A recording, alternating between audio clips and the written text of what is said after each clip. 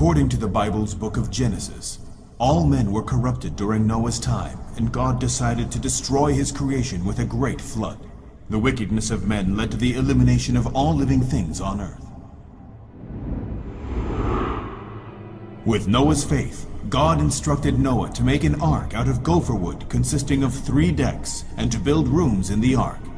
The entire ark was to be covered with pitch on the inside and outside, and it had to be 300 cubits long, 50 cubits wide, and 30 cubits high. All kinds of animals and insects were gathered, each according to its kind. 7 pairs of each clean kind of animal, and 1 pair of each unclean kind were brought onto the ark.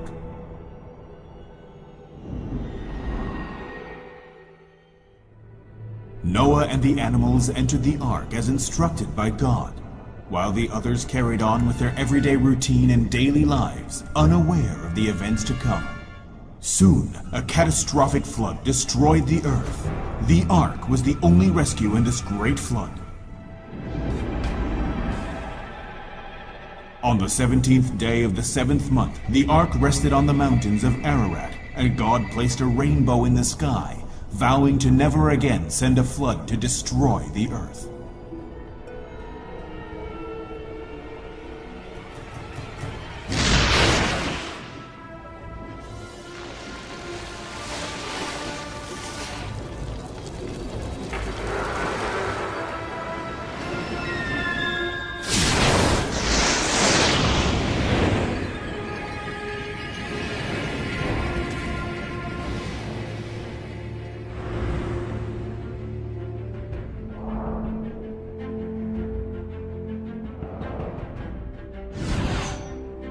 Chapter 1 of the book of Genesis is one of the most mythical chapters in the Bible.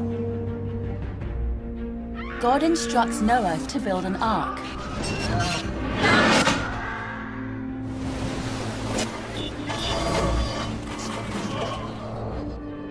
It raises an unsolved historical mystery. The ark rested on the mountains of Ararat.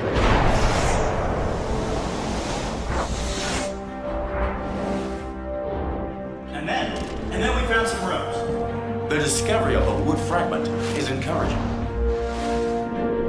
In 2009, a stunning discovery in the remote regions of Mount Ararat pointed researchers back to the source of history.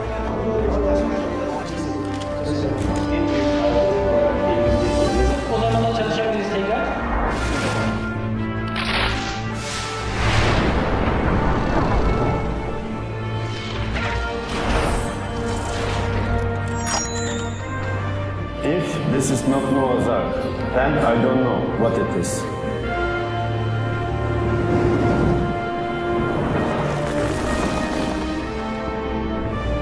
Many people have come here in search of Noah's Ark over the years, but this is the first serious research, and the team found something very different.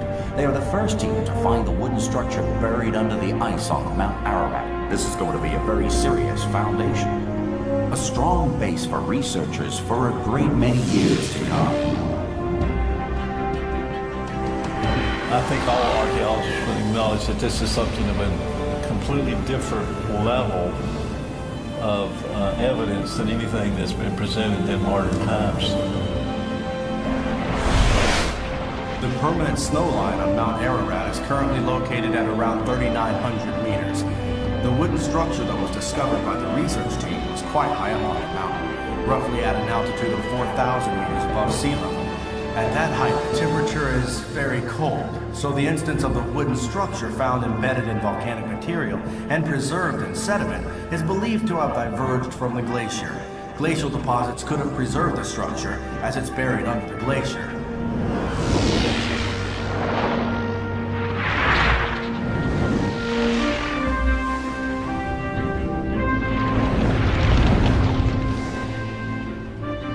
The video footage was very impressive.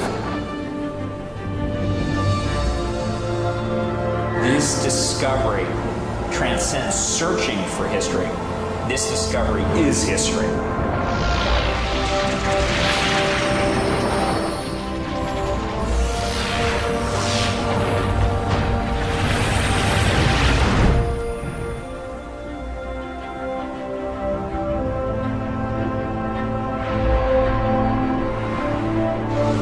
This highly controversial discovery could rewrite the history of mankind. Both the flood and the ark happened during the times of an ancient civilization.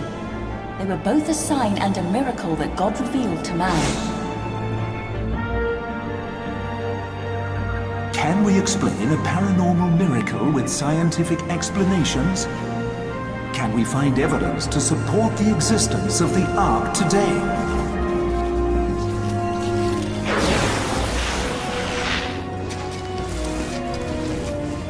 An unprecedented exploration, one unlike any other. 7 years of perseverance on a thrilling mission. In times of calamity, a sign is revealed to us, something that is even more important than the discovery of the Ark.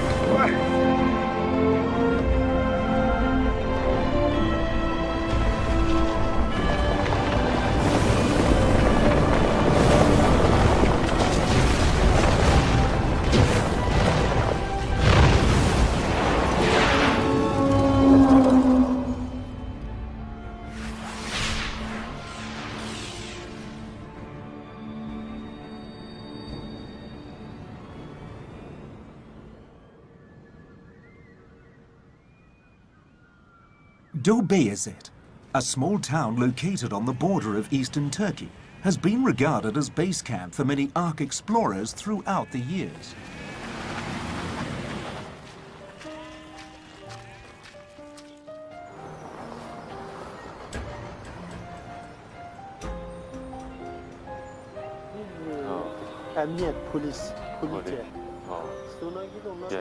When I think of this 7-year search for the Ark, while it has been adventurous, it has also been a lonely road.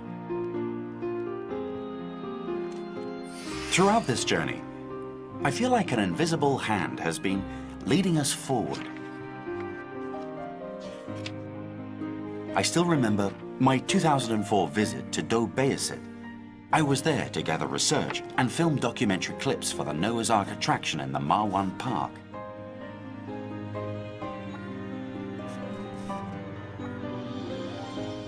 Initially, a group of American scientists had planned quite a large-scale expedition to search for the Ark, and we were going to join them. However, they weren't able to obtain the permits, and we got them instead. Therefore, we went by ourselves.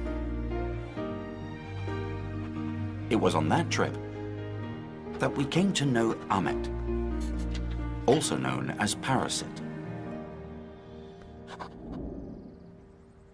Ahmet Ertuğrul grew up in Beyazıt. He has been fascinated with the stories of the Ark since he was young. He has climbed up the mountain over 200 times, and he's also the leader of the rescue team. During the peak of the exploration days in the 1980s, explorers from around the world came to Mount Ararat in the summer season to search for the Ark or Ark-related evidence. Parasit was their guide, but unbeknownst to them, he was also secretly looking for the Ark himself. In October 2004, according to information provided by the locals, the Hong Kong expedition team went on its first expedition and hiked up to over 4,000 meters above sea level.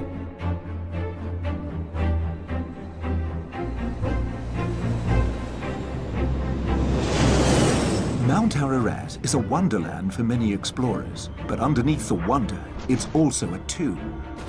Many people never manage to return home after embarking on their journey in search of the Ark. Those explorers who were able to return home safely wrote thrilling accounts about their experience.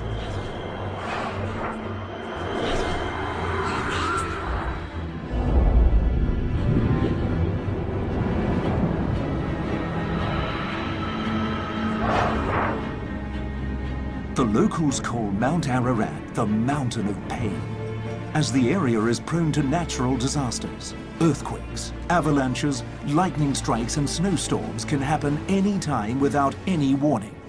The thin air up on the mountain range and its steep cliffs make it a physical and psychological challenge for climbers. Together with the Turkish team, the Hong Kong expedition team climbed up to 4,200 meters above sea level for the first time. The team had to bear with the ill and unpredictable weather and the symptoms of high altitude sickness that the Mountain of Pain brought them.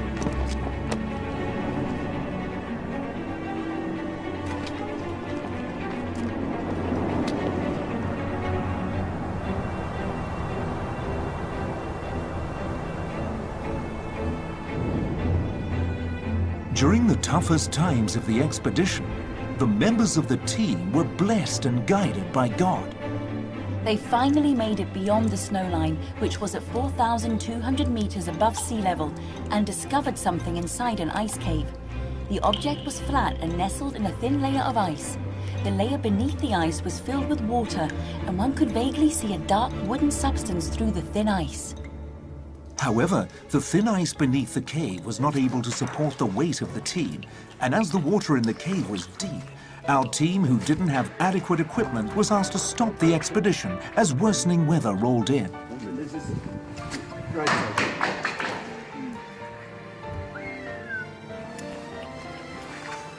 We experienced God's miracle in the mountain.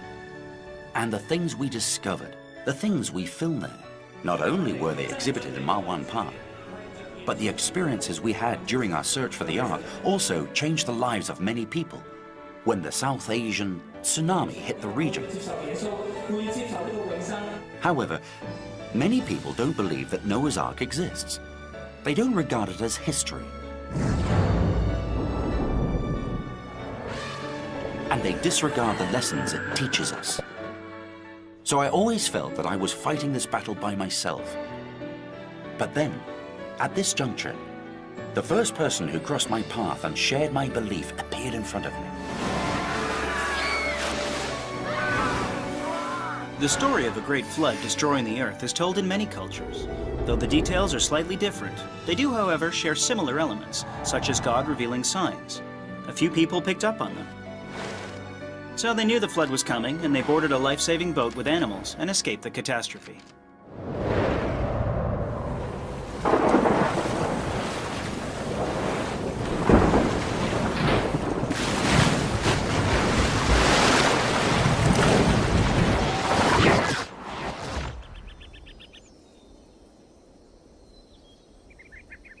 Mount Ararat is located near Turkey's eastern border and is home to many Kurdish people.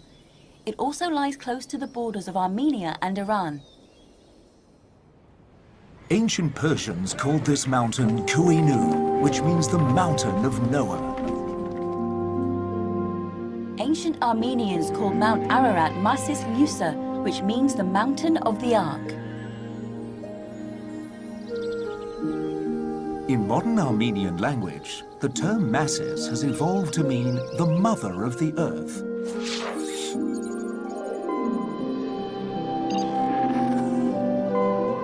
Just 90 kilometers from Mount Ararat lies Nakhchivan in Azerbaijan, previously under Soviet rule.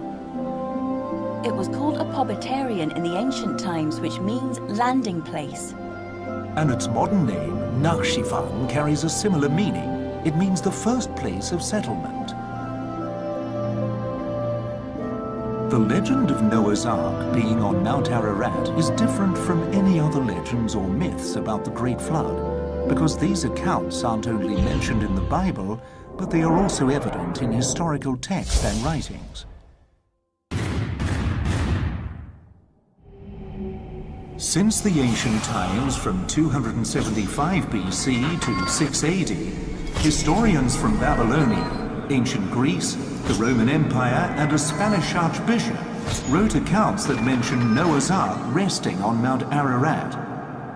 All these sources state the existence of the Ark and the precise location of its final resting place.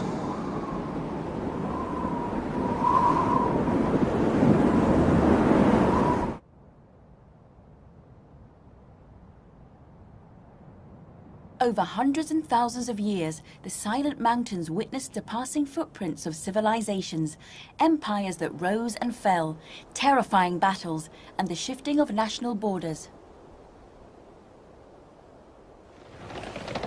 However, did the more distant history of the Ark leave any traces behind on its soil?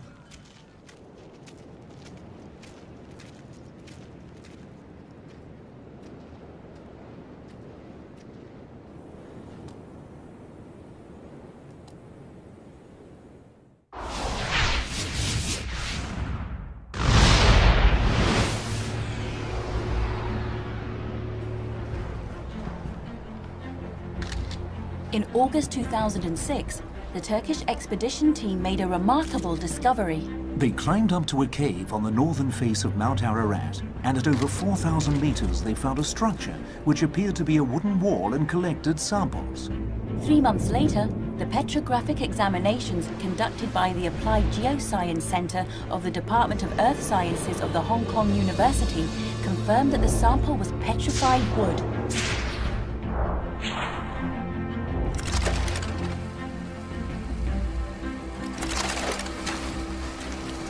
This discovery urged the Chinese expedition team to join forces with Turkish researchers, forming a science expedition team.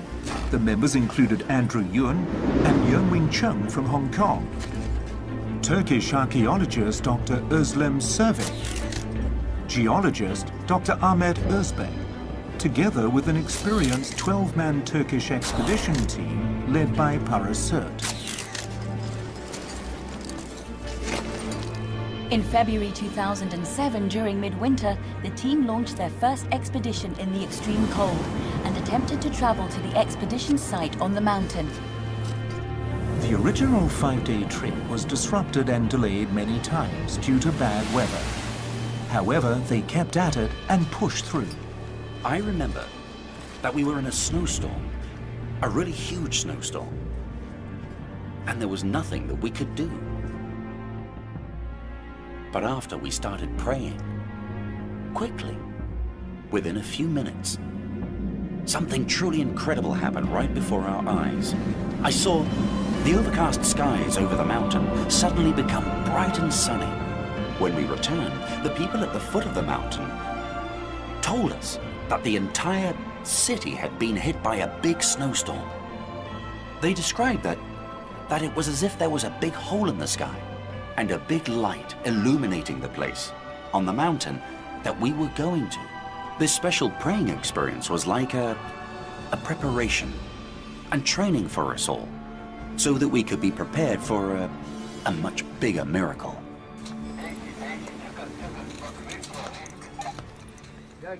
In the end, the team successfully entered the cave where they discovered a petrified wooden wall.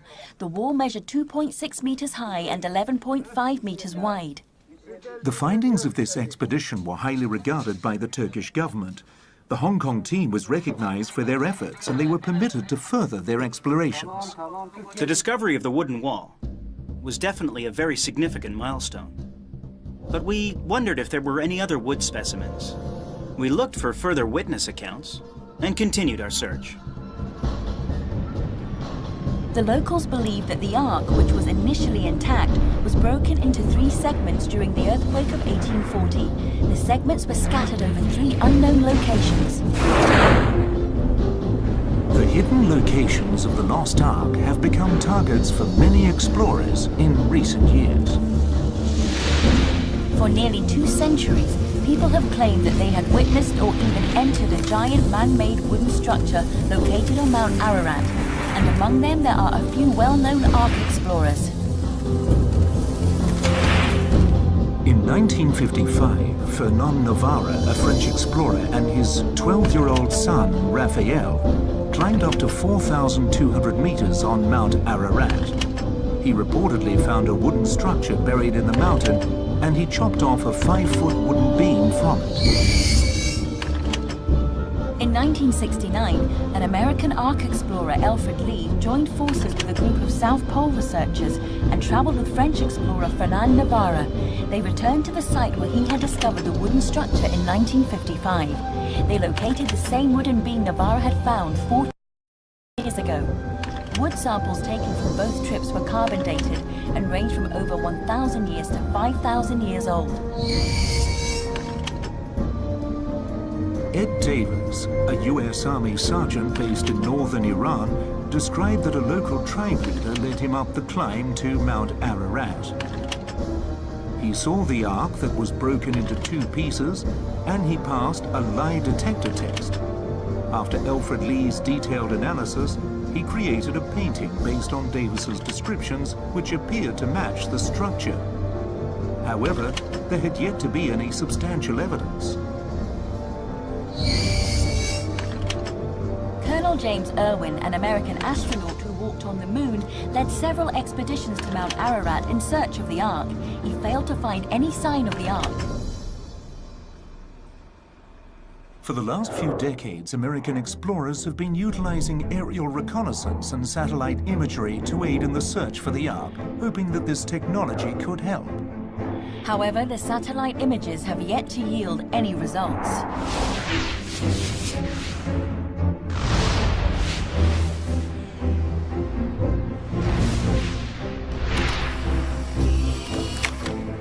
In 2008, Parasut, the leader of the Turkish expedition team, brought stunning news to the Hong Kong team. He had narrowed down the search area according to the information he had gathered and found a giant wooden structure on Mount Ararat at over 4,000 meters above sea level. And he took photographs as evidence. He believed that he had found Noah's Ark. This part here, it looks like it goes together like this. We're looking in the cycle of the same place, the same project site. Information is very clear to us, and we start to work, and we find some wood in there. My history, they say it's bird, but if it's somebody history, they say it's wooden house. They can come, they can check what they can see in this high altitude. If someone is at their pastime, they're crazy, they make their houses in 4,000 meters. It's impossible. Those pictures are stunning. The tenons are slotted in. Yeah, I see that. They're unusual. We think that it's worthwhile for us to research. Clearly. But could the photographs be fake? Were they taken on the mountain? The way it's polished, and just the way it looks. Many of the previous discoveries were fake, so we have to send someone to verify. It's very special. I've never seen anything like that. But it was very dangerous on the mountain. People had died from low-temperature syndrome there before, not to mention the extreme snowstorms and ill weather that plagued the peak. Even Parasut's crew was injured during these powerful snowstorms. Parasut didn't think anyone from the Hong Kong team was physically qualified to go. But if that was the case, how could they verify the structure? Their prayers were answered when a vital person miraculously emerged. So my mission is to verify the existence of the structure. Yes, and once confirmed, I will lead a team up the mountain. Okay, got it. Good. Do you know about the wood too?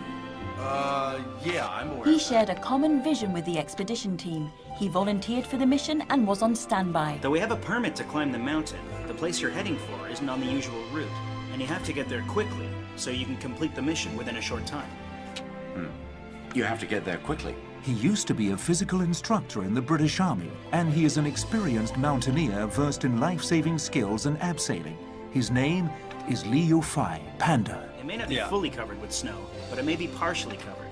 So, Okay. Let's have a look. because what we looked at back here... In my estimation, I think this mission will be an extremely dangerous one for me. It looks like the slopes are quite steep there, right? So the best thing to do is to verify as soon as possible and then descend. Well, because that mountain is very steep. And also, it's freezing cold. If it's that cold, it might... So there might be ice? That's right. It might be frozen. So we don't have much time. Yeah. I can make it up to 4,000 meters. No problem. How soon can you set off? I guess... give me at least 24 hours, so I can get all my equipment ready. The big stuff. Thank you. We're counting on you.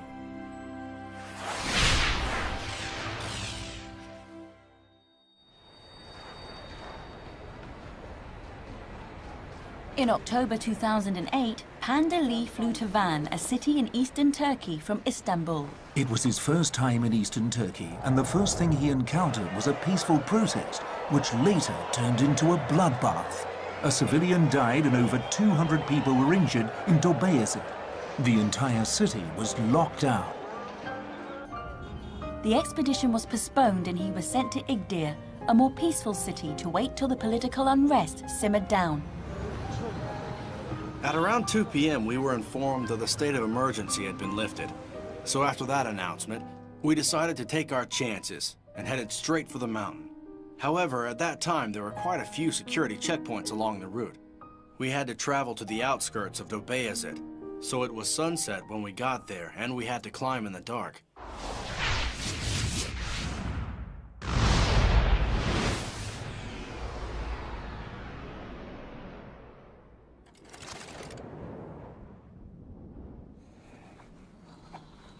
Today is October 23rd.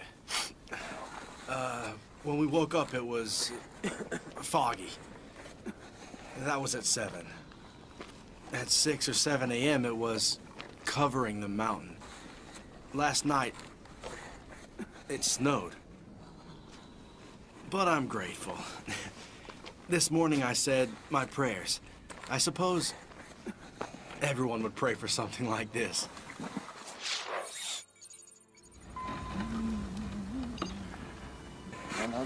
Around 8 a.m., the fog began to disperse. Sunlight beamed through the clouds, and the good weather which the team was hoping for finally came. The team packed up and continued to their ascent up the mountain.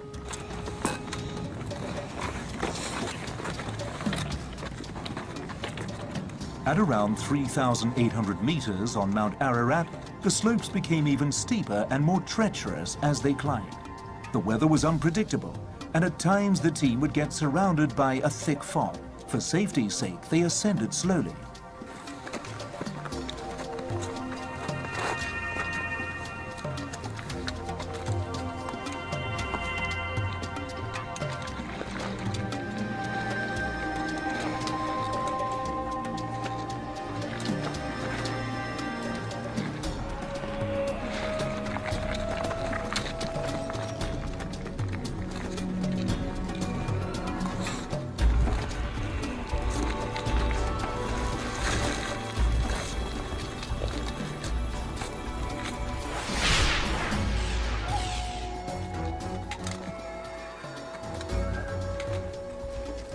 "90 minutes later, they finally arrive at their destination.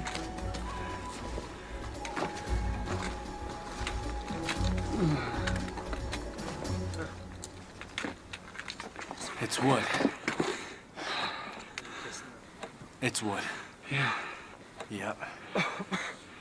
It's real smooth. See that piece over there?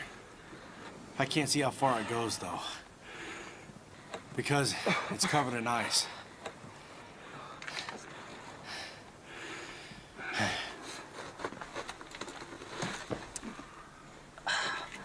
This entire wall is frozen solid.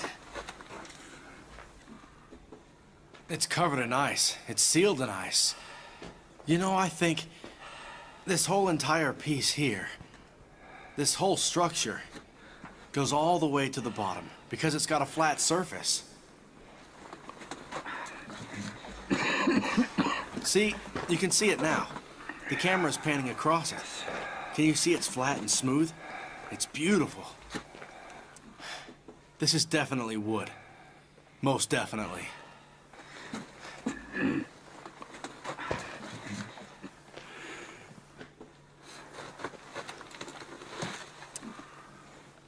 Yeah. Wood. Yeah, it's wood. This is a mortise and tenon joint. This piece here is like what Andrew and the pastor from the Hong Kong team saw in the photographs. It's wooden. It's not a rock. You hear that? Okay.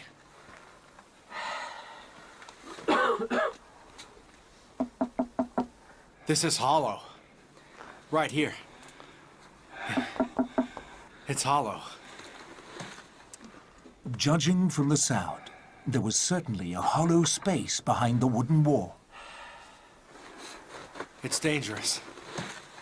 When measuring from the mouth of the cave, this wooden structure lay at about 7 meters below the surface. Now I'm going to begin measuring. I'll measure the length of the wooden structure that we can see. I'm pointing at it now.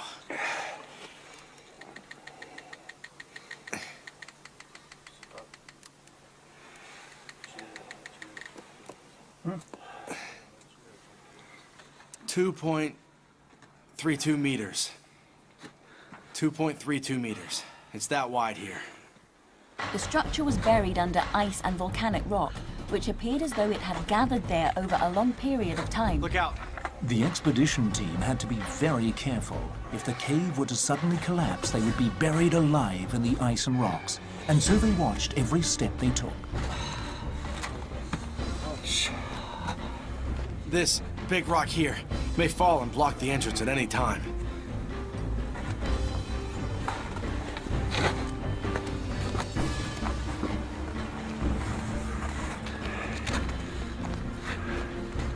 Yeah.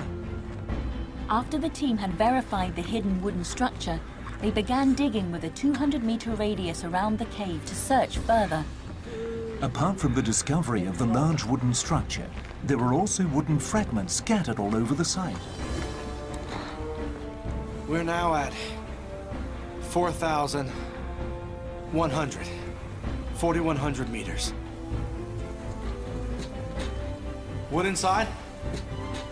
Oh yeah. We have to move quickly here because it's very dangerous. Be fast. Yeah, okay. Go. As midday drew near, the sun started to melt the snow, loosening the volcanic rocks and increasing the risk of the cave's collapse. The team had to move quickly. Yeah. I'm very far down now. And just out here, those two wooden beams go all the way to the outside. They're about 10 meters long. There are two more, bigger pieces. Just there. But you have to be careful. It's all ice here. It's slippery, really.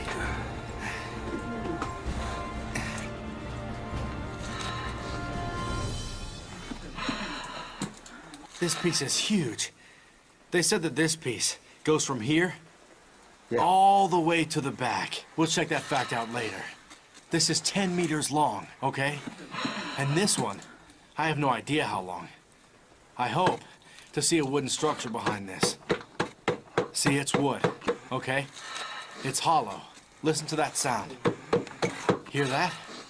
And here's something special. Check out these uneven marks. These marks are caused by scraping with a knife or an axe. It isn't smooth. It isn't polished at all. It's scraped, one stroke at a time. Just look at them. Okay? And on the top, up here, scraped. Okay? Yeah.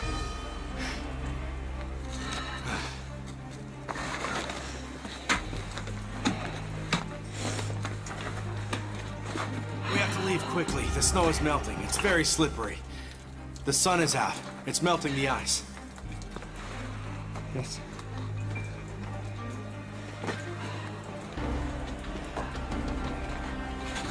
Yeah. Okay. Thank you.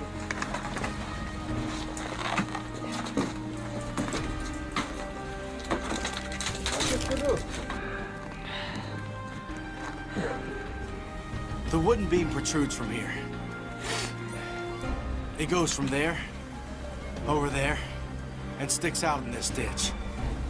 I think it's at least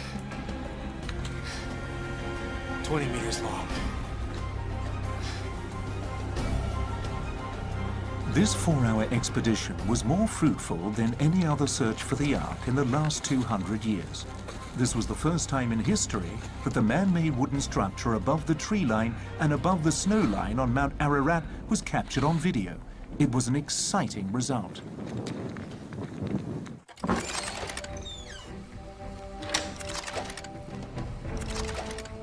The location of the discovery was the most dangerous spot among all the possible sites narrowed down by parachute at an elevation of over 4,200 meters. Though Panda completed the verification process quickly, his fingers were almost frozen and he nearly fell off the mountain. There were echoes when I knocked on the wood. Oh. But it was very steep in there. There was even broken rocks here. Even an experienced mountaineer considered this a hazardous zone. Considering the danger, would we be facing an impossible mission if we were to return to the site to film and explore even further? His verification is vital to us. It will certainly help to kickstart our next expedition. Because what he saw over there matched the photographs. It's buried in a lot of rocks.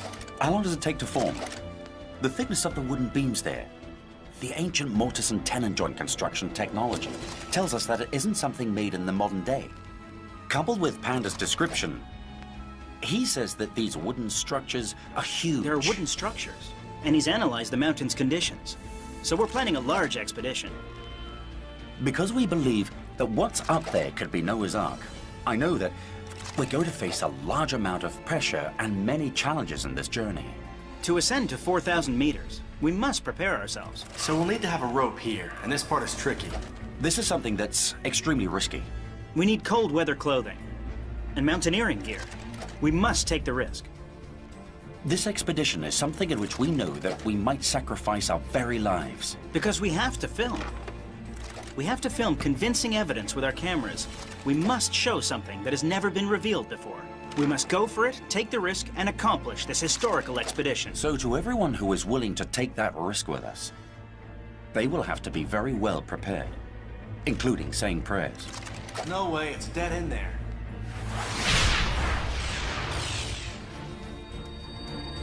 This right here is a huge flat area. Right here.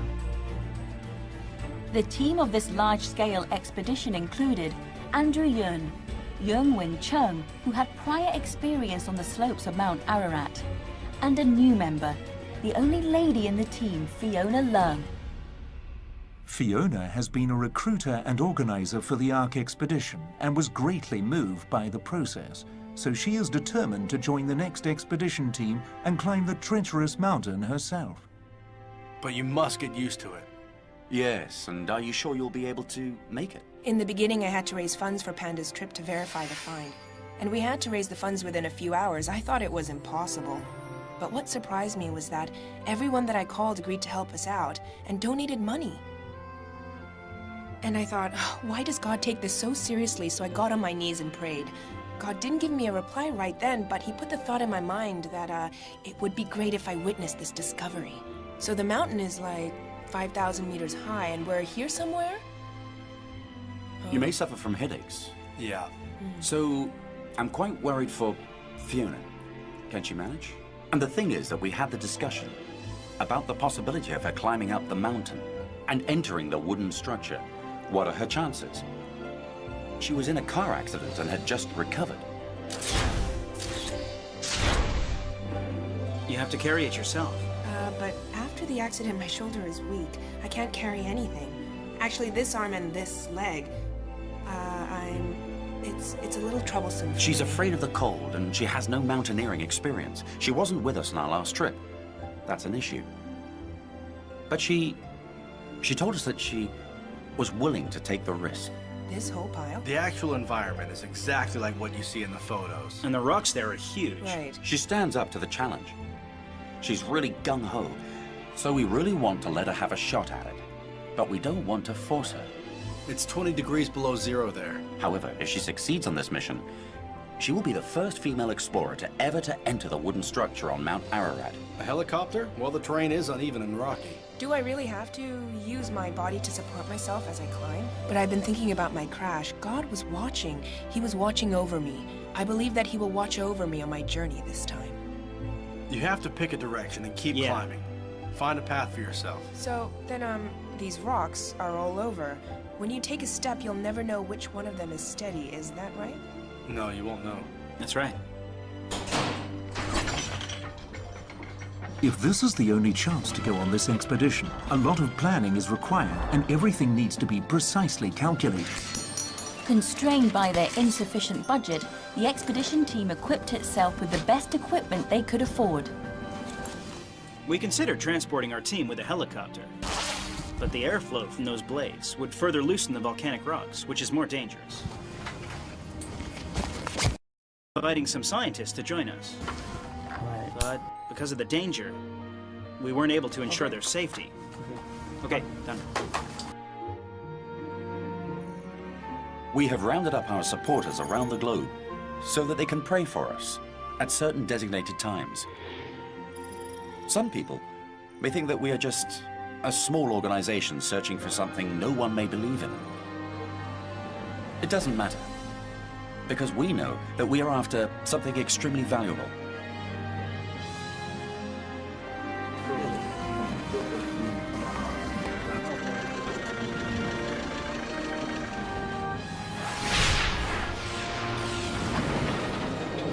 The expedition team stepped foot in Turkey once again and advanced to Mount Ararat snowline, which was over 4,000 meters above sea level.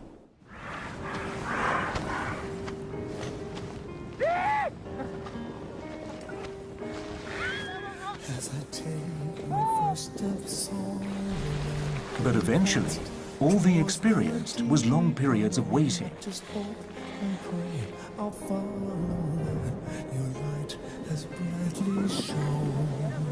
As I face the trials that harm I may doubt at times if you're still there. I am lost amidst my loneliness and helpless in despair. Please send me a sign of hope. Help me find a way to cope. All these messages confusing me. Open my eyes, let me see. Maybe all the way my path was straight, but please know. The expedition team stopped many times due to unforeseen difficulties. In the extreme cold and after many setbacks, the team placed their faith in God and carried on in the spirit of Him. We'll never be through until my precious faith, it leads me back to you.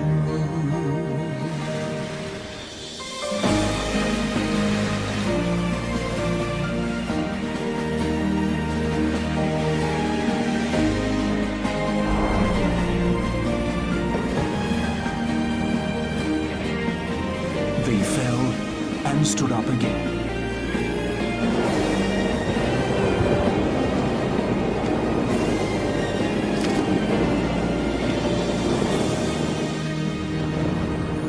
For dawn to arrive in the darkness. They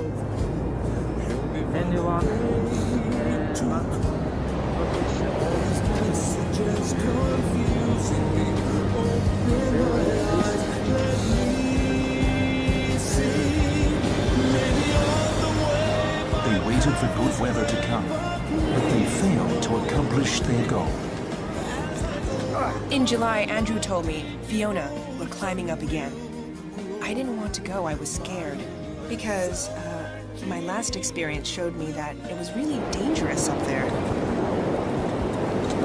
I was afraid, I didn't want to go. I didn't even want to say any prayers. I didn't want God to touch my heart again. But after a while, I prayed to Him. And I was before Him. He touched me again, and I was blessed with a vision. I was on my knees, and God put His hand on my head and said, Fiona, I'm sending you to do this now. I cried until no more sound came out. Even though I was crying hard, I replied to him. I said, I'm willing to go.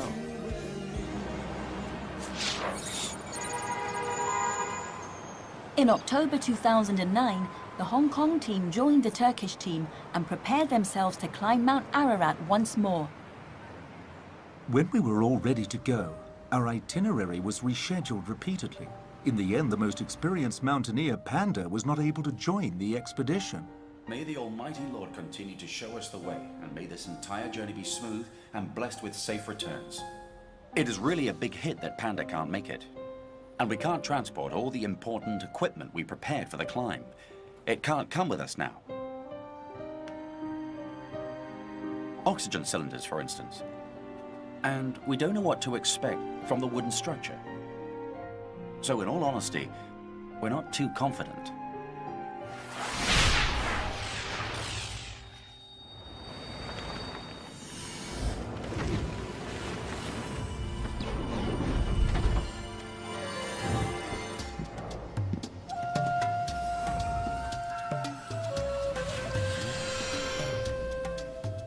The journey up the mountain was a trial of faith and a test of willpower. Last night, I was just feeling really bad.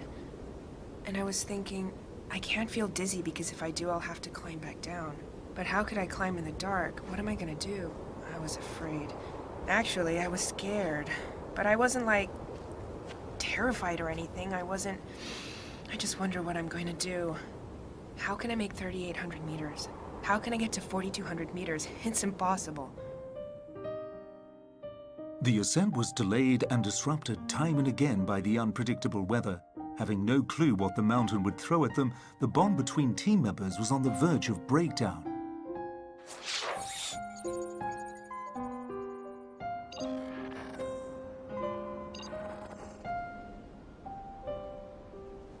Because we've been ready to go for the last few days, we should stick to what we talked about.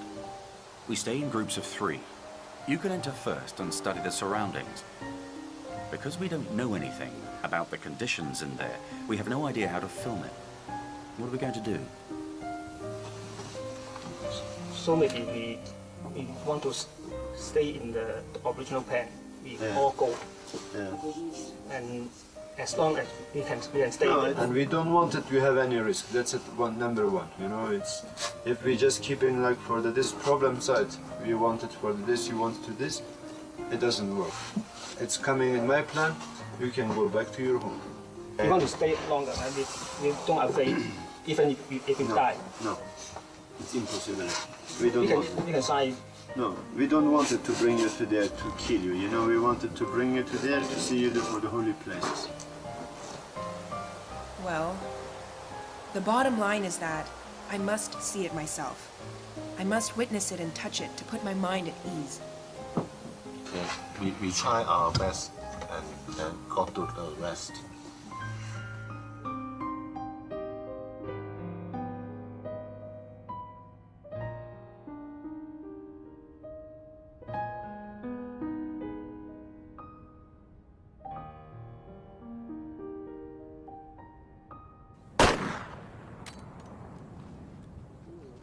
Early the next morning, the Turkish team went first to the camp located at 4,000 meters to scout out the location. The Hong Kong team stayed behind at the 2,800-meter campsite and waited for a good time to set off.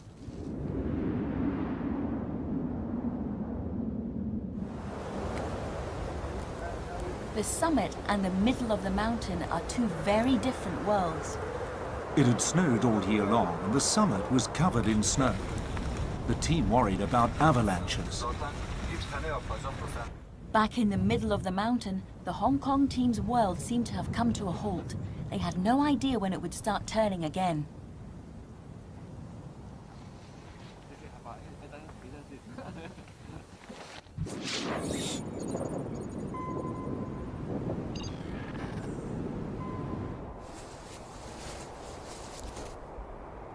Cheung, you know what I think? I think that right about now, there's nothing more we can do. Well, if the whole team doesn't go up together, it'll be hard for us to shoot. We must travel together. This is the only thing we can do now. We'll send as many people up as we can. As far as who goes and who doesn't, well, that's for God to decide. All we can do is to pray.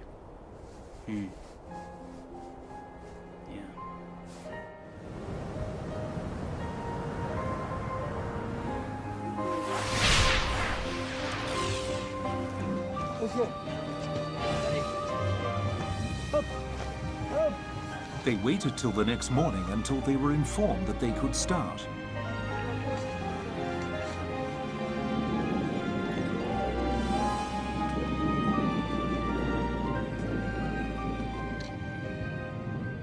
We were standing at 4,000 meters, and I knew that it was the toughest part of the journey, the most challenging part. When we arrived, Parachute asked me, "Do you think you can do this?" At that point, I knew one thing. They would take me up there because they were professionals. But I had no idea what 4,000 meters above sea level would be like. I knew nothing about high-altitude sickness, and I had no clue what the most dangerous steep slope made out of volcanic rock would be like. So I replied, "I believe in you." To my surprise, Parachute said to me, "You must believe in yourself." And then suddenly I thought to myself, believe in myself? How can I believe in myself? No, I have to believe in God. Without any doubt, I believed that God would be with me. I finally arrived at the volcanic rock zone. During the ascent, I couldn't help but notice that some of the rocks were as tall as my waist, and some of them were very loose. I had to put my feet between the gaps in the rocks to pull myself up. It was the only way. For every step I took, I told God, "Jesus, I know you are with me. Jesus, please don't leave me alone by myself. Jesus, I can only carry on with your help."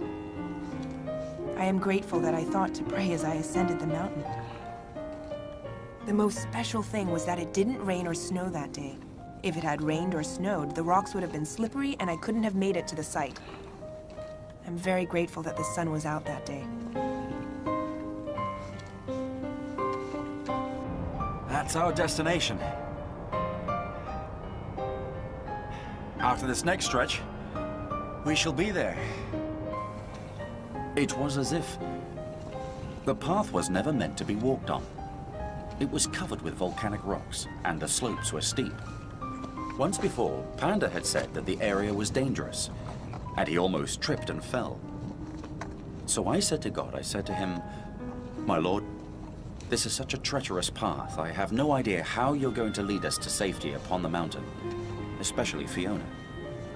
But it never occurred to me once that it would be me who would accidentally trip over a volcanic rock and slip down the mountain. I slid for about 2 to 3 meters. At that moment, my mind went blank. I was saying in my heart, "Oh Lord, please save me." Very quickly, someone ran down to rescue me, and I pulled myself back up as hard as I could. After a while, Andrew climbed back up. But just when I thought it was safe to move on again, I suddenly heard people shouting in the front. I had no clue what was going on. Everyone was nervous.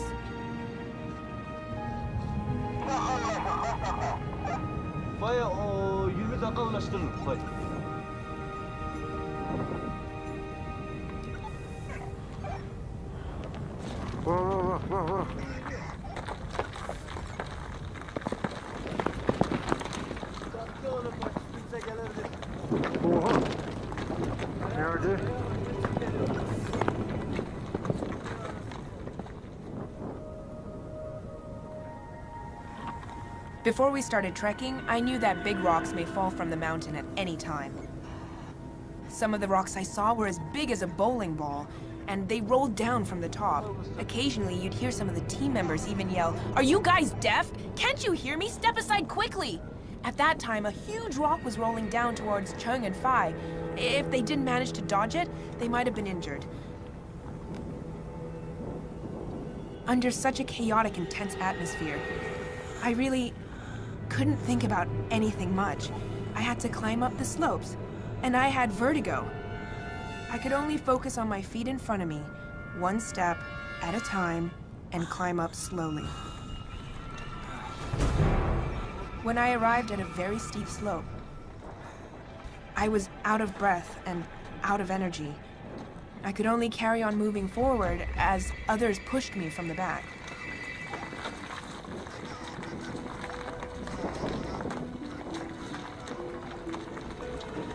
Taş geliyor. Taş geliyor.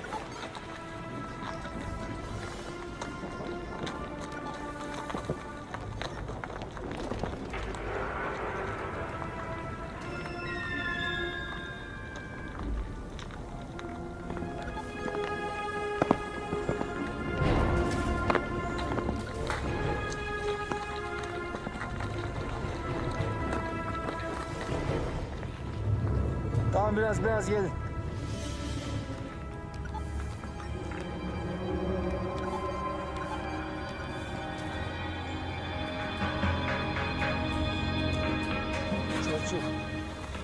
Çok. Bak geliyor. Oha.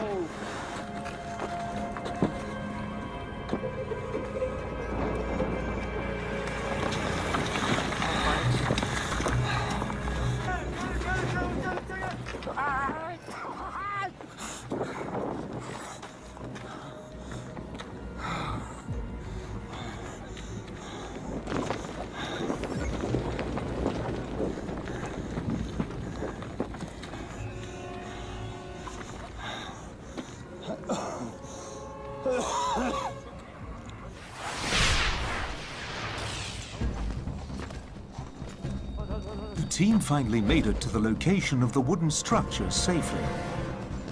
Okay. Okay. Thank you, Lord.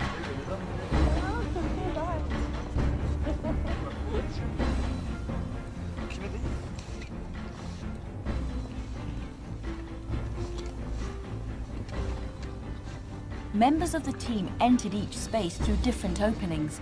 These spaces ranged from 3 meters to over 10 meters in the ground. They were buried in ice and volcanic rocks.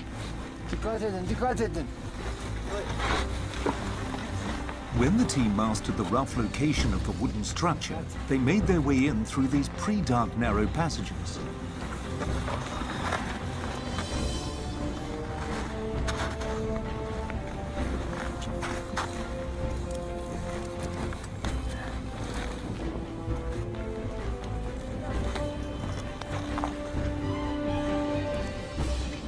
This is the opening that we're going to go in. Many loose rocks are rolling down from the top. The opening is very small. Only one person can go in. Our cameraman Fai has gone in there, and we're entering one by one. It's dangerous because it's hard to breathe. We can't take any big gear in with us.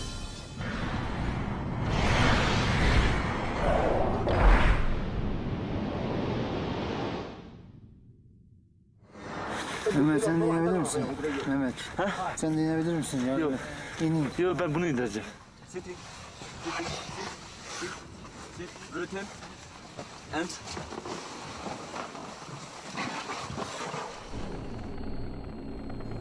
From a very narrow opening, the team got in to observe the inside. It was a huge and mysterious space. Buraya tut. Düz. Vur. Düz. Also wood. Okay. Yes. Also wood. Turn the okay. Location. Down. You see location.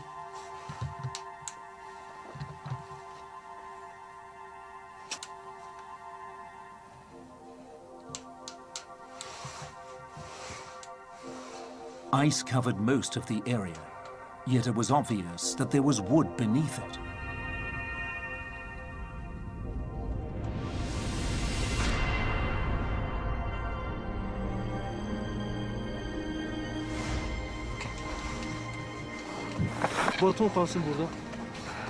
I'm going in now.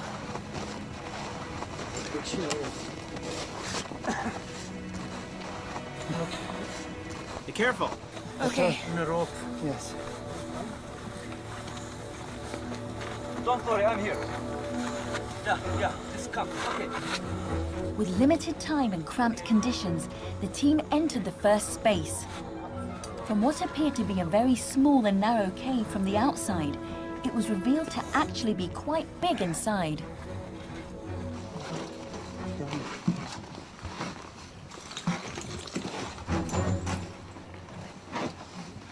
Yeah. Okay. This. Yeah. 잘 찍어줘. Okay. Okay. Can I go down? Yes. Okay. Fiona, Yeah. welcome. So, I've now entered the inside of the wreckage of Noah's Ark. I can see right here, a wooden staircase. This is a wooden staircase. Can you hear that? It's the sound of wood. Uh-huh. And, yeah, now everyone, let's look up. Up here. Can you see this? Here's a wooden beam. Over here.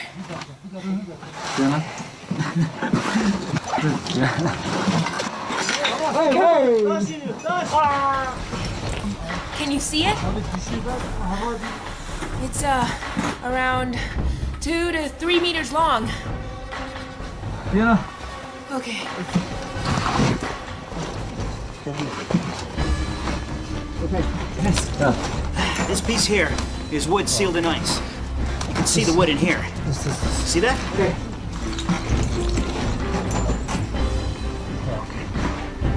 This.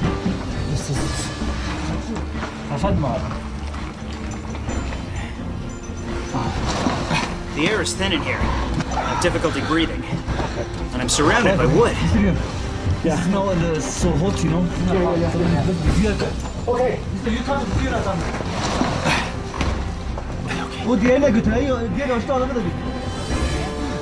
I finally set foot on the steps. Yeah, I can see it. Yeah. Huh? This is ice. I can see wooden walls on both sides. But is the floor also made of wood as well? Hey, turn it off, turn it off, turn it off. I can see that the surrounding structure is wooden. Can you let me see the inside? I can't see it clearly. Shine your light around. Bring your light. Let's go look over. This is a mortise and tenon joint.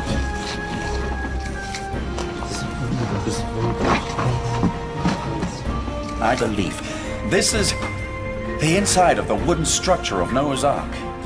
This may be one of the rooms, and I can see the tenon joint. I see two walls on each side, and there's a wooden beam across the top. What I'm touching now is a wooden beam. It matches the Bible's description, but this is only a small part of it. We have to explore further, but it's very dangerous. And there's not enough air, so we have to go back up. Okay?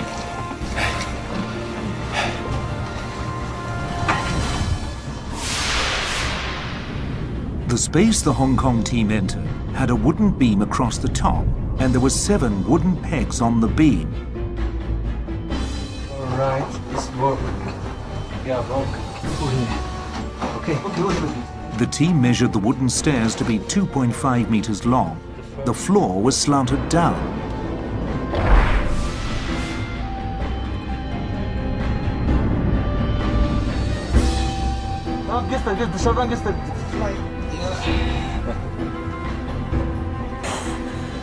The team observed that the walls were made of wood. They were about 4 meters high and completely sealed in ice.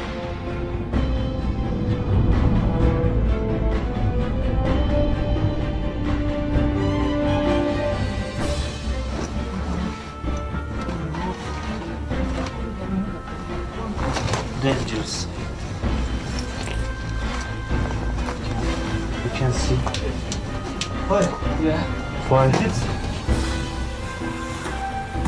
The space became narrower towards the inside. A log of wood and some rope were found at the end of the room. Because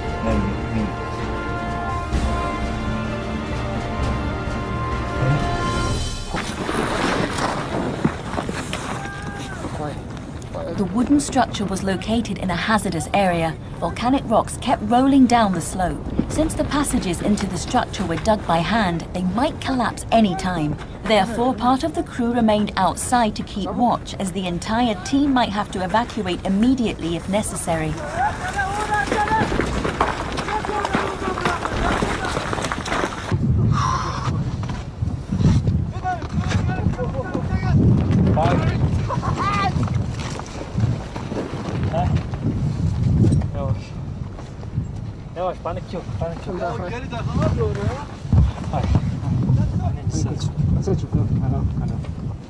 We have to be very cautious because there's a lot of loose rocks, and they roll down here. Whenever the rocks fall, our guides yell to caution everyone else. At one point, we had to hide behind a very big rock, just to be safe. If this is the Ark, it would be covered and buried by lots of ice and loose rocks. But those spaces are really hard to go in because they're sealed. Sealed up tight with a lot of ice and rocks.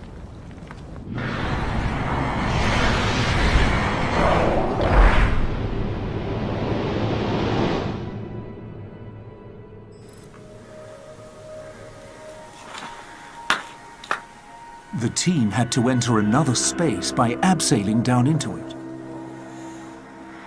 The team who went first helped break the ice which sealed the entrance. They found that the air inside was stale and there was a strange smell emitting from within, which caused irritation to the respiratory system and skin, resulting in a possible infection. Therefore, the team put on protective clothing before they entered.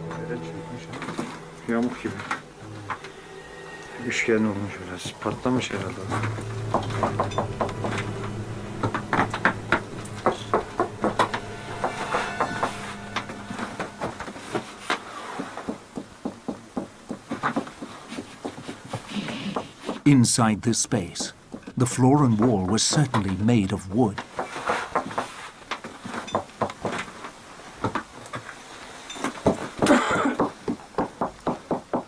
The knocks they made sounded hollow.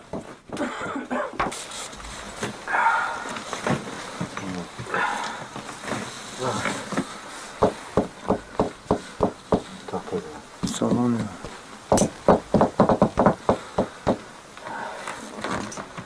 floor was covered with tiny white pellets. The team couldn't tell what they were at the time of exploration. What were they? Could they have been left behind by people who had previously gained access to this room?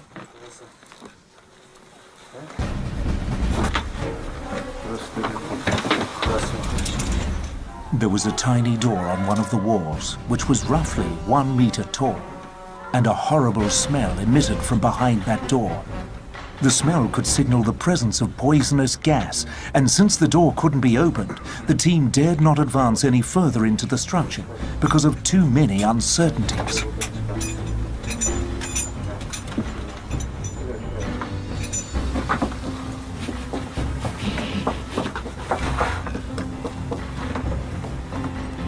The walls were tilted slightly, and they had a gentle curve inward. A broken container was found on an inverted triangular platform built in one of the walls. The wooden platform was 1.3 meters high, and it seemed very sturdy. It was strong enough to support a person's weight.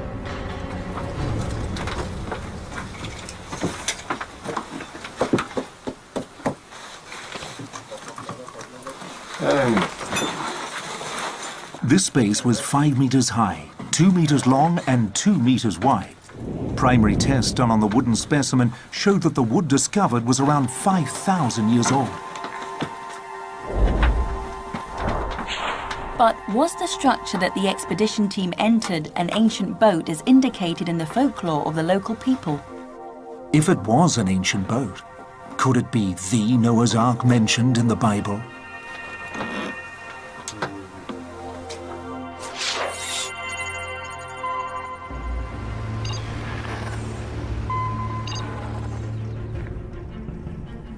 Dr. Joel Klenk, a zooarchaeologist who graduated from Harvard University and who has also studied classical Hebrew and prehistory. Proving something that happened during ancient times is impossible.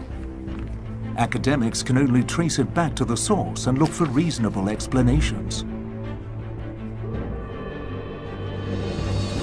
As an archaeologist, you look for deductive reasoning. You don't want to take, say this is Noah's Ark and try to prove it. What you try to do is you try to look at all the different types of options, and then you look at your data, and then you say what option best supports the conclusion that you're trying to make.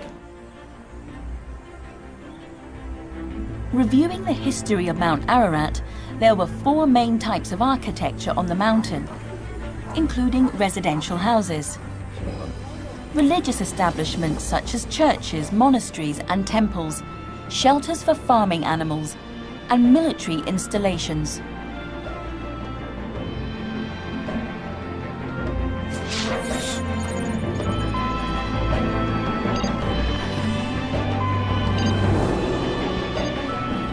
An archaeologist who specializes in the mountainous zones of Mount Ararat in eastern Turkey, Professor Oktay Belli, is familiar with the locals' history and cultures over the last few thousand years.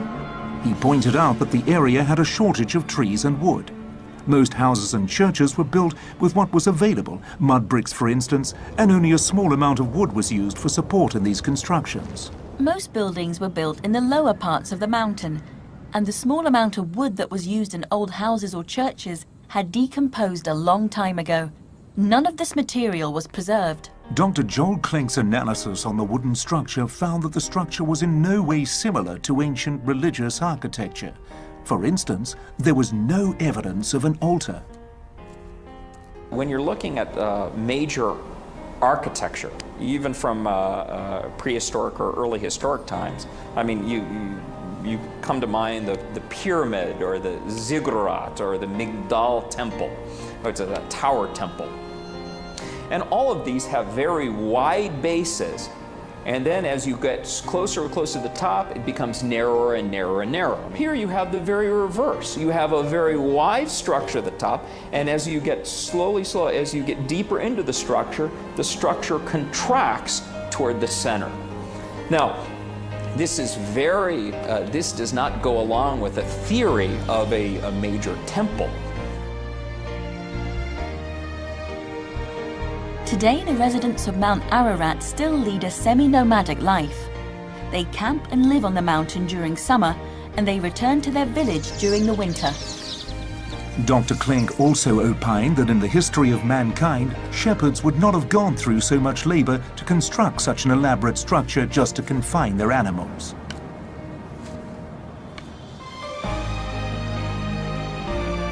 Normally, what shepherd structures are they're shallow pens encased with a fence, or they take part of the natural landscape, they put it in a cave.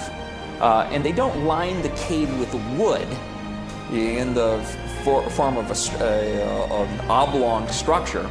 No, they just pack the animals in there, they cover it with a slight fence, and then they keep the animals there. So to claim that it's a shepherd's hut or shepherd's pen is just is ridiculous.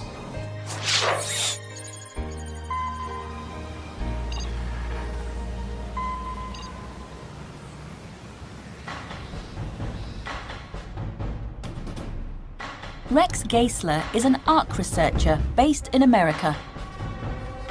In recent years, he collaborated with the Department of Archaeology and the Ataturk University in Turkey to research on ancient pottery and fossil specimens gathered on Mount Ararat.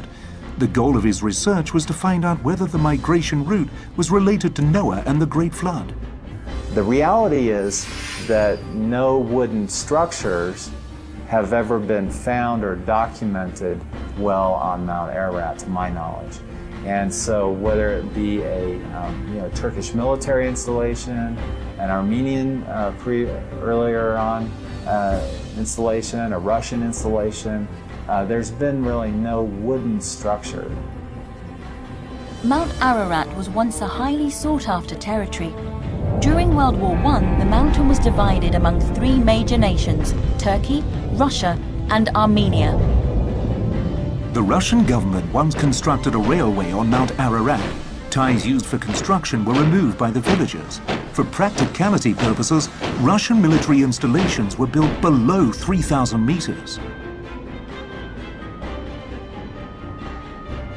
Now, in regard to an installation higher up on the mountain, the Russians didn't tend to go up, that high all the time. And even if they did, it'd be difficult to communicate, to their comrades unless they were using like a smoke signal. Through rational analysis, the chances of the wooden structure being a house, church, shelter for animals, or military installation were discounted by both archaeologists and an experienced Ark researcher.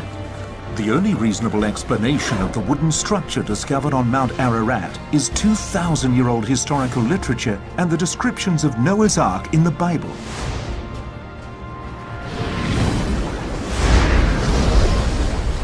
I don't see another good explanation as to how it could happen, why it would happen, the logic of getting that much wood up that high. So to me, there's a big positive question mark for the first time. Could this be it? And thus far, in my own mind, rolling this around, thinking about it rationally, I don't have a better explanation.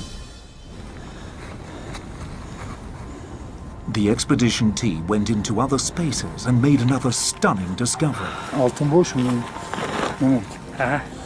Fazla gitme gel.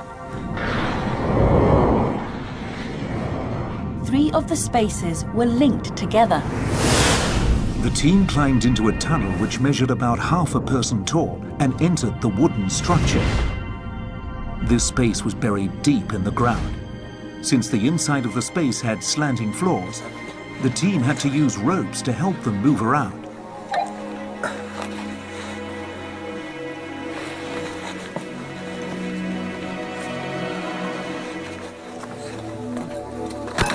At the entrance of this space, a very wide wooden staircase was found. Up to this point, they had found several stairways in the wooden structure. Each of them had different measurements and dimensions.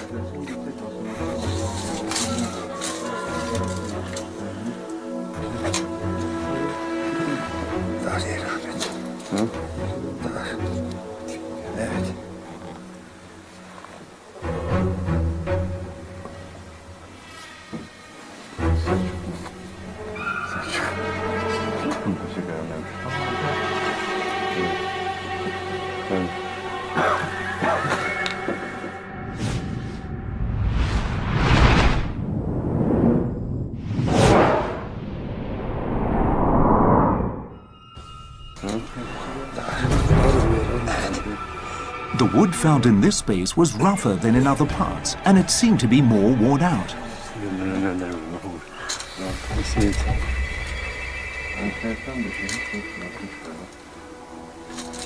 Yeah.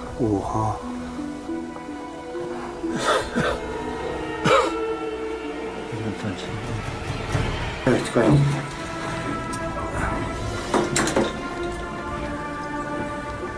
Yeah. From this space, the team entered another chamber through an opening which was about 1 meter by 1 meter. The door sill was quite high, so the team had to carefully step over it to enter.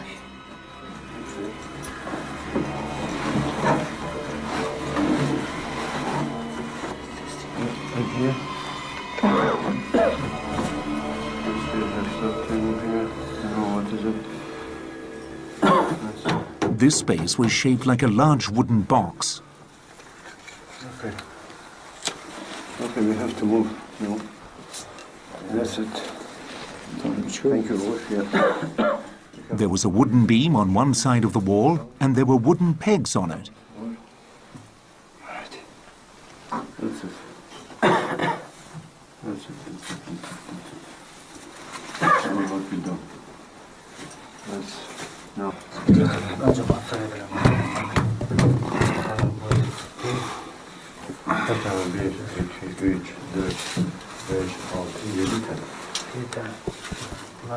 What happened is 7. 7 is 1, 2, 3, 4, 6, 7. Now we have to look for how many meters. Okay. Now we look between them. Wait a moment. What's point? Yeah, just give an example. 17. 17. And 17. It's interesting, huh? Everyone may have a 17. The theory was that the leashes on the animals were tied to these wooden pegs to confine them to the space. Perhaps a sort of stable or animal pen. 42.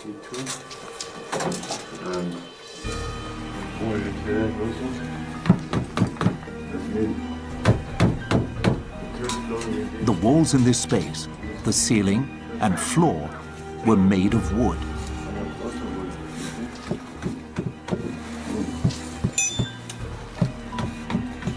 The wooden surface was uneven, as if it was cut by an ancient stone axe.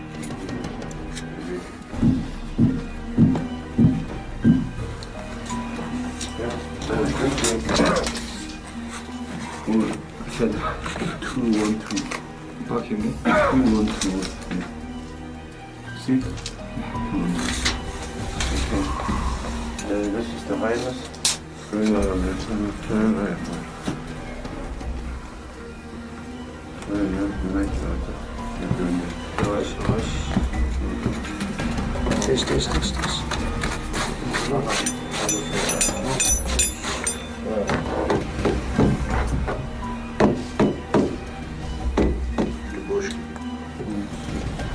There were pottery pieces on the floor.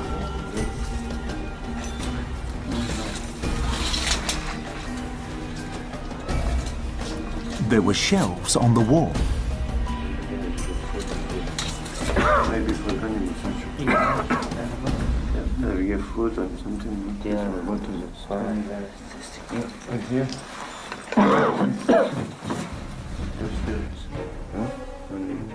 Another room was found linked to this space, and there was a tiny window near the top. The wooden structure seemed to stretch beyond the room.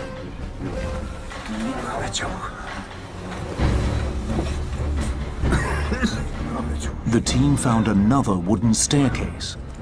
At the top of it, they found that there was a trapdoor on the ceiling.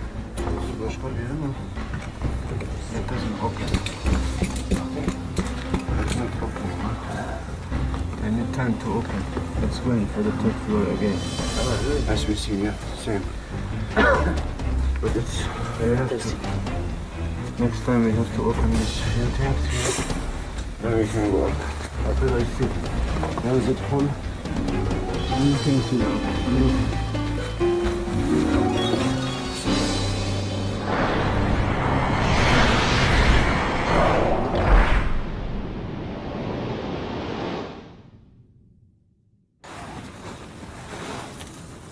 the expedition team also returned to the wooden structure in which Panda first verified the discovery 1 year ago.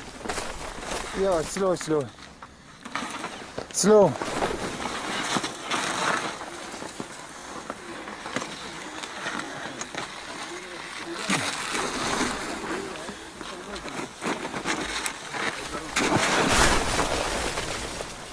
It had been a year, so the surroundings had changed. Most of the wooden structure was frozen in ice again. This is the place where Panda was last year. It looks completely different. It's covered in ice. The opening has become quite small. I can still see the wooden wall. This is exactly what Panda saw. This wooden wall covered in ice right here.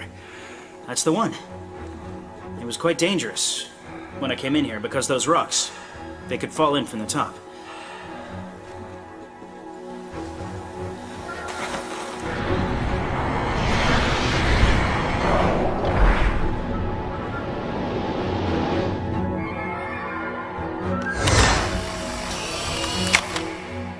And the last space discovered was only seen in a photograph taken by the Turkish expedition team during their expedition in July 2008.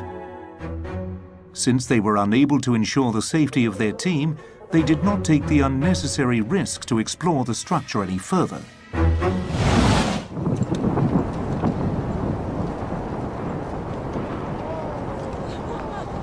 They had accomplished their difficult mission and returned to the campsite. The team was excited, touched, and extremely thrilled.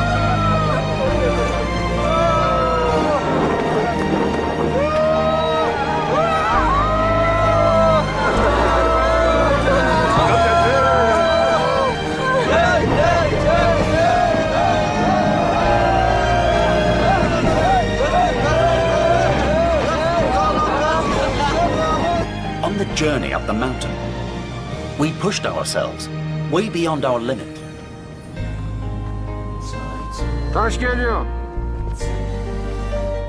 The whole process was rushed. Halfway up, I almost fell off the mountain. I could have injured myself then. But our entire team shared a common belief, which guided us onward. Thank you, God. Yes, for leading us the whole way. Thank you. Thank you, God. We must remember this experience. I can really feel, yes, the power of God. It wasn't easy for God to lead our entire team. Yes. We couldn't use a lot of our equipment we took with us.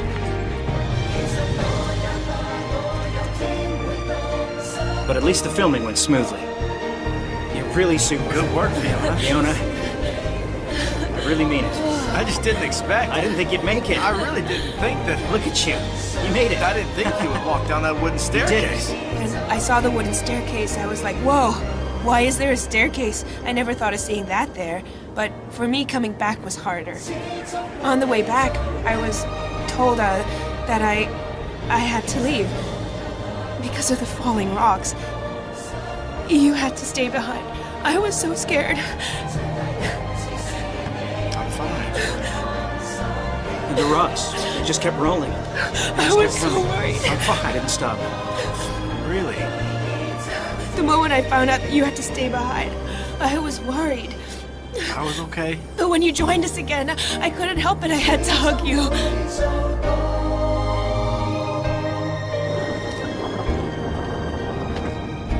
Though it was a dangerous journey, for everyone, we all made it home safely. The most touching thing of this expedition was not only the fact that the team managed to enter the wooden structure above the snowline on Mount Ararat. The most touching thing was that the entire team managed to return safely.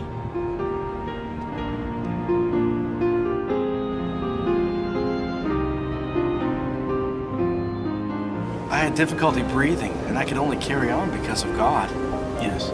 I read a book yesterday which said that it doesn't matter what we go through. What matters is that God is always with us. See, this struck me as relevant. So when I was walking just now, I told myself that I was going through this. I'm experiencing it and walking through it. But if God wasn't by my side showing me the way up the slope, it would have been meaningless. This time, I wasn't able to join my team. I just couldn't help them. But I was worried about them. During these few days here in Hong Kong, my mother passed on. I was able to do my duties as a son. Then I left again for Turkey. This incident had shown me that the Lord had made special arrangements.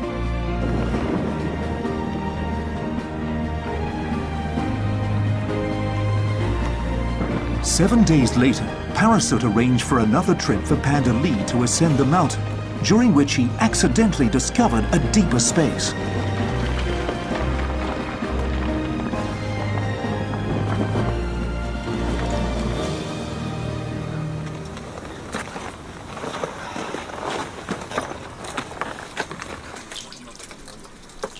He abseiled into the ice-sealed room and chiseled through the ice layer, confirming that the structure beneath the ice was wooden.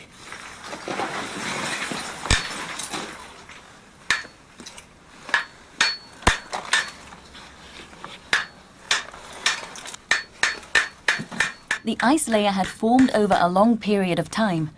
Judging by the thickness of the ice, the wooden structure had been frozen for a long time. Push. Because of the melting ice, the ground was very slippery.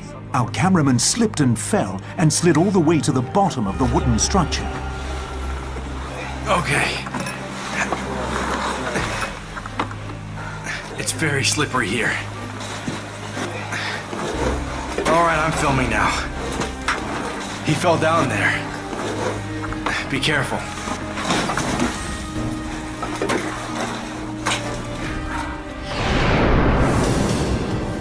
When one of the other team members went over to help the cameraman up, Panda took the opportunity to move towards the end of the structure. He was shocked to discover a huge wooden wall that extended down to the bottom about 6 meters away from him. The entire wall was about 10 meters high.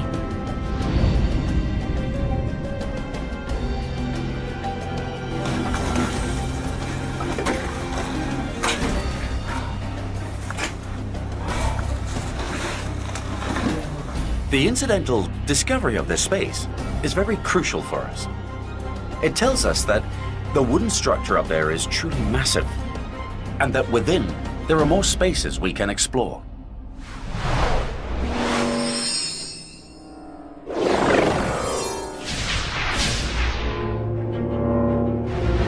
In order to solve the biggest mystery in the history of mankind, the expedition team climbed beyond 4,000 meters above sea level and discovered a giant wooden structure. The discovery seemed to match the descriptions in literature and eyewitness accounts. Officials of the Turkish government and cultural ministries highly regarded the significant discovery of the Hong Kong team as being the first team ever to document the entire discovery on video. In 2010, officials of the Turkish government made a trip to Hong Kong and jointly announced this discovery with the expedition team.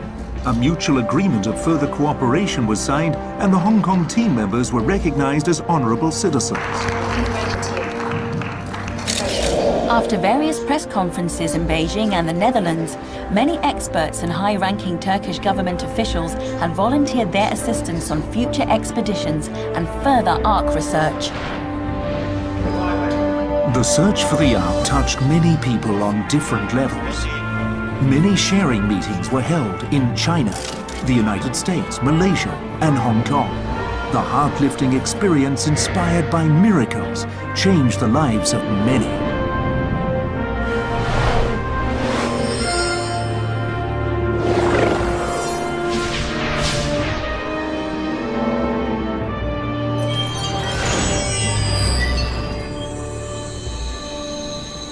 According to the Bible, all men were corrupted during Noah's time. The earth was filled with violence, and Noah was the only righteous man. God decided to destroy the world by sending a great flood and instructed Noah to build an ark out of gopher wood.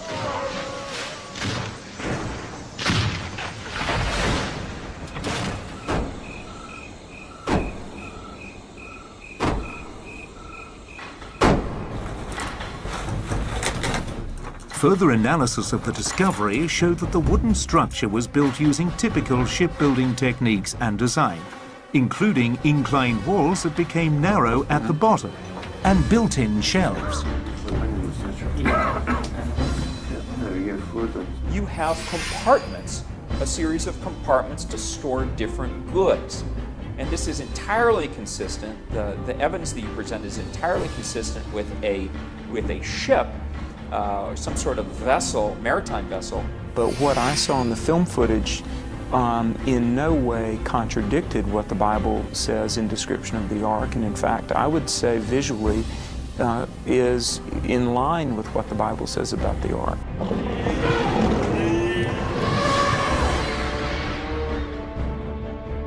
Some of the walls on the wooden structure were certainly covered in a substance, just as the Bible says, to cover it with pitch on the inside and outside. The wooden structure is made of spaces or rooms, just like what the Bible mentions, to make rooms in the ark. The wooden structure was confirmed to have 2 levels. There might be another level above it too. It fits the descriptions in the Bible with lower, second, and third stories. Wooden beams and 7 wooden pegs were found, to which the leashes of animals could have been tied to. Just like descriptions in the Bible, God instructed Noah to board the ark with his family and animals, of which there must be 7 pairs of each clean kind of animal.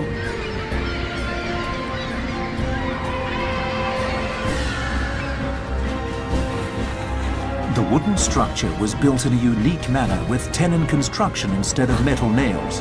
All wooden staircases were made from logs, which displayed the ancient building technique and carpentry.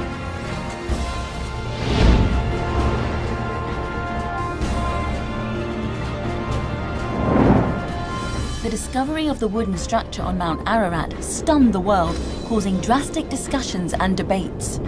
Behind the discovery, an unprecedented revolution may take place and change people's understanding about the beginning of the world. A discovery that may connect the past, the present, and the future.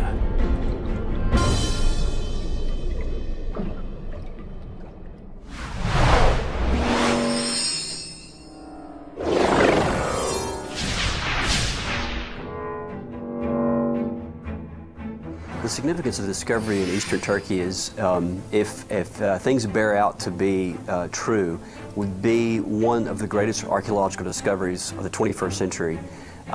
Just an extraordinary find and a treasure trove for science, for history, for paleontology, for geology, you know, and not just for Christianity, but also for Judaism, for the Hebrew Bible, and also in the Quran as well.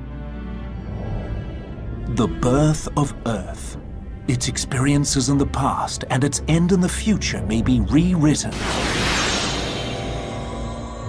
The beginning of mankind and their final destination may have to be explored from a new angle.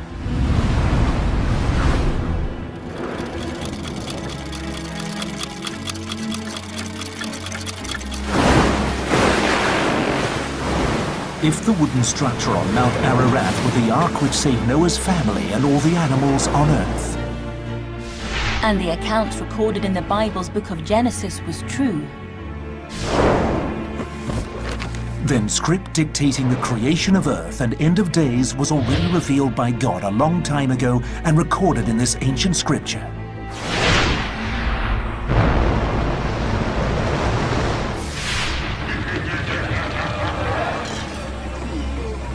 In the days of Noah, everyone was eating, drinking, marrying, and consumed with violence until the day Noah and his family entered the ark. All of a sudden, a great flood flashed forth with great force and washed away all living things, leaving them completely destroyed.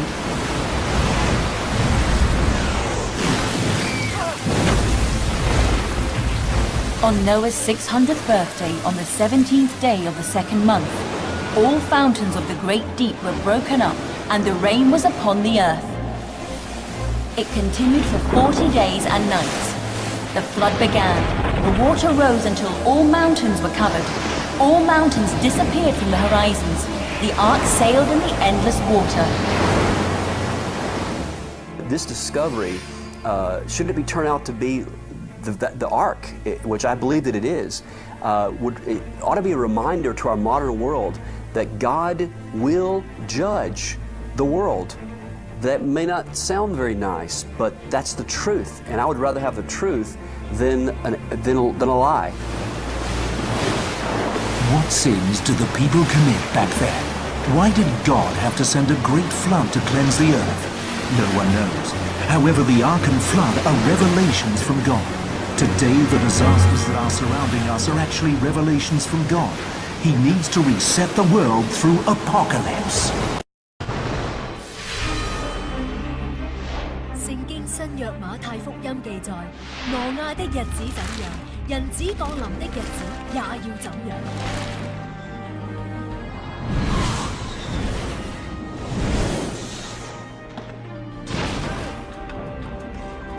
聖經嘅預言已經有超過90%應驗，未應驗嘅會點樣發生？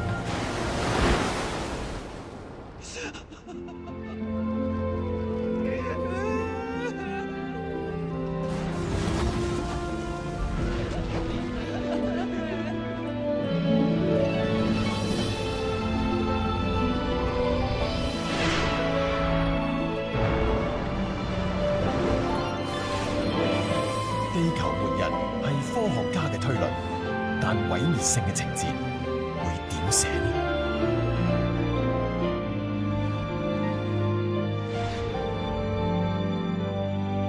雲裏還有一絲曙光，同伴願你拋開驚慌，仇敵別趁機發狂，活世之中應當珍惜對方，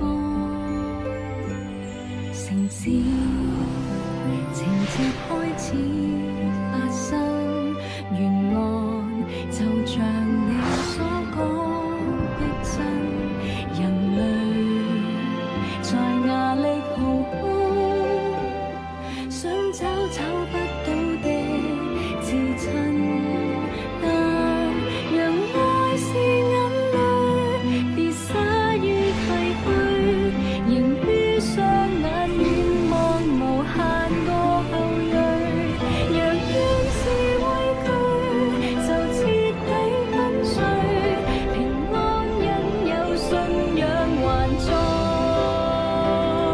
仰望誰？唯願活在末世心境平和，不要害怕。如全地開始動盪，我在你內成為被愛的寶貝，經過行列，這美麗還在，容我感激你啟示我。冇人確實知道地球末日嘅劇本，但今日日本嘅大災難帶嚟今世代一個好重要嘅啟示。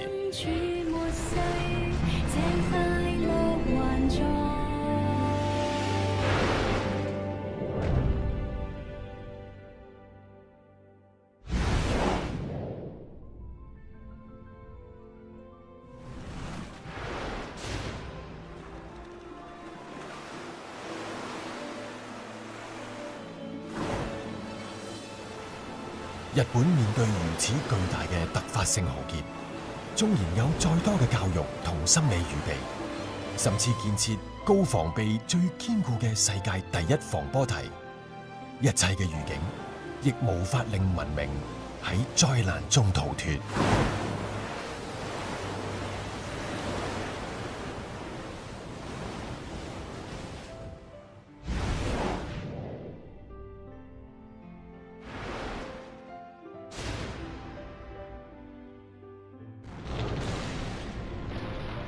科學家更認定，而家係地震最高嘅活躍時期，連鎖反應帶嚟嘅極強破壞，絕對無法預估。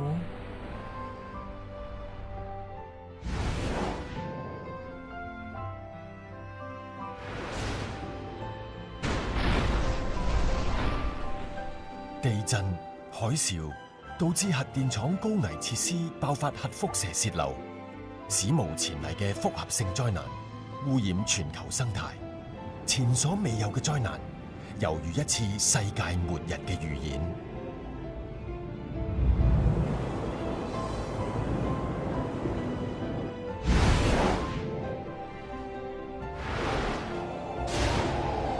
核輻射擴散帶嚟生態巨變，食物鏈大危機令全球恐慌。今日人要逃離原本繁榮安穩嘅城市。聖經預言將來有相似嘅末世現象。那時在猶太的，應當逃到山上；在房上的，不要下來拿家裏的東西；在田裏的，也不要回去取衣裳。當那些日子，懷孕的和奶孩子的有禍了。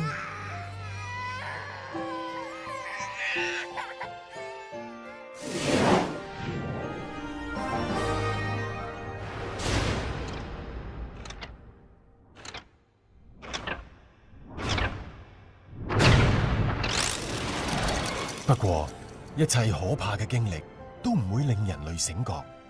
核電廠遍佈全地，人類禍端將地球推向絕境。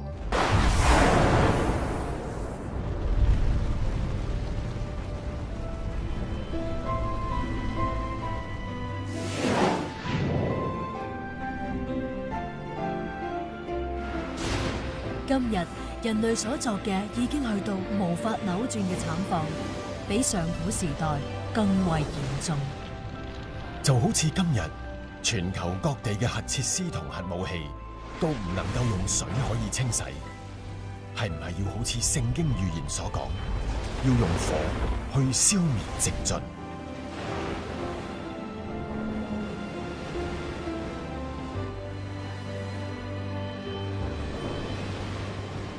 昔日挪亞一家因為信靠上帝，藉着方舟從墮落被毀嘅世界之中得到救贖。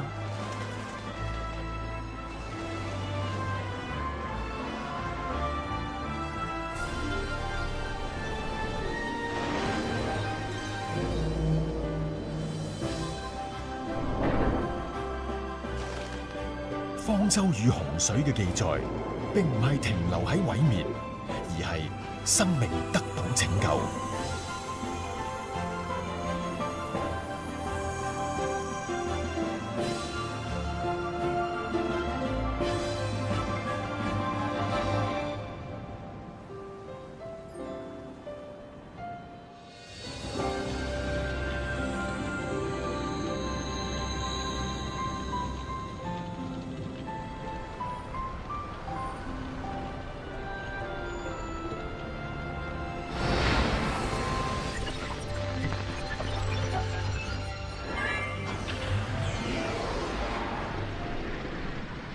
聖經裏邊所講挪亞的日子，災難係會不知不覺間發生。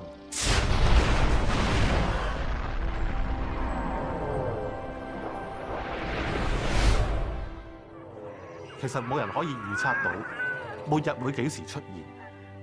不過生命總有限期，人生總有洪水。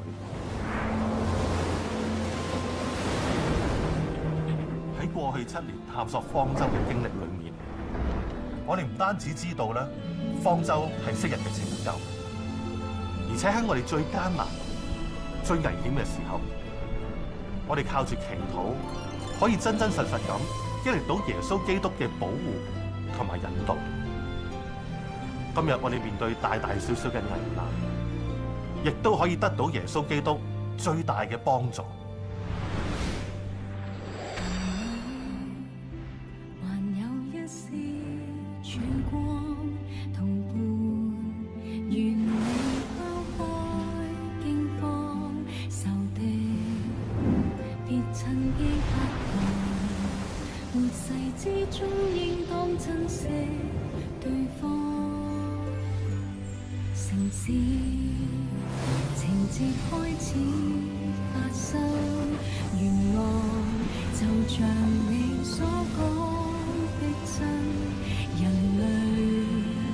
在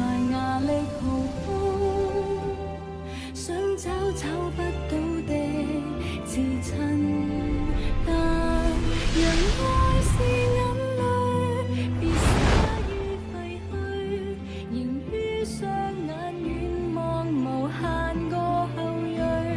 若冤是畏懼，就徹底粉碎，平安因有信仰還在，仰望誰？活在末世，心境平和，依靠着盡，迎前。